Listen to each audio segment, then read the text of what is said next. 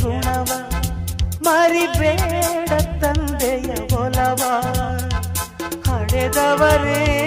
ದೈವ ಕಣೋ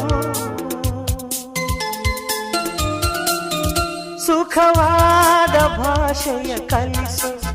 ಸರಿಯಾದ ದಾರಿಗೆ ನಡೆಸೋ ಸಂಸ್ಕೃತಿಯೇ ಗುರು ಕಣೋ ಮರೆತಾಗ ಜೀವನ ಪಾಠ ಕೊಡುತ್ತಾನೆ ಚಾಟಿಯ ಏಟ ಕಾಲಾಕ್ಷಣಿಕ ಕಣೋ